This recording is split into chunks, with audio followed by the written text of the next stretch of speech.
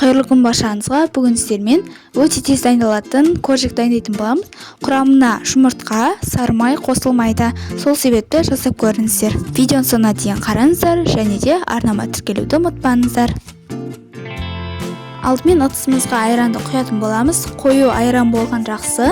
Үстінен ас содасын қосып, жақсылап реакция жүргенше араластырамыз. Мен 3 рецепті бірге қосып істеп жатырмын. Сондықтан сіздер алғашқыда бір рецептпен жасап көрсеңіздер болады. Бірақ бір жасағаны өте керемет, өте дәмді болып шығады. Жақсылап араластырып болған соң үстіне қант және де майды қосып, жақсылап қантты ерігенше араластырамыз. Жақсылап араластырып болғаннан кейін осының түрі өзгереді және де ұнды қосып, үстіне разрыхитель қосып, жақсылап араластырамыз. Бірақ ұнның бәрін бірден қосып жібермей бөліп қосып, араластырып отырып қамыр илейсіз.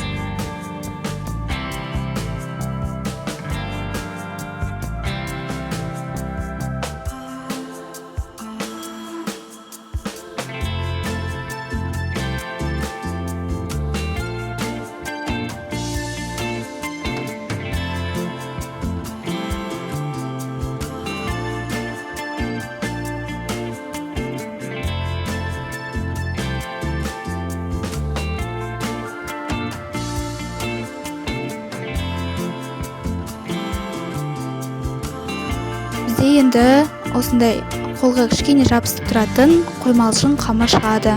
Келесі кезек қамырды жаятын боламыз.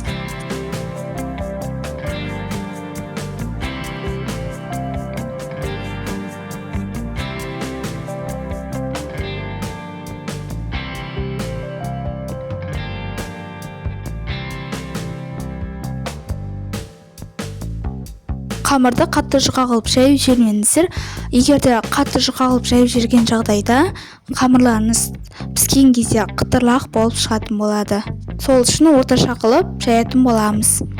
Видеода көріп тұрғандай менде осындай арнайы формасы бар.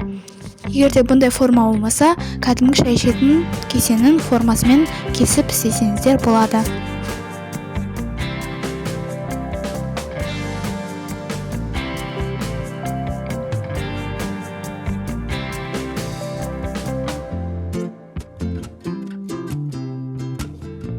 Барлығын істеп болғаннан кейін формаға осы жаңағы істеген коржиктарымызды қойып аламыз. Енді бетіне жұмыртқаны жағатын боламыз.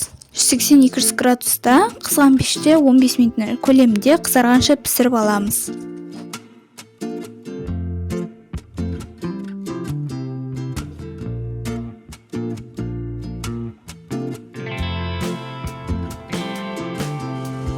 Мінекей коржиктарымыз өте керемет болып пісіп шықты.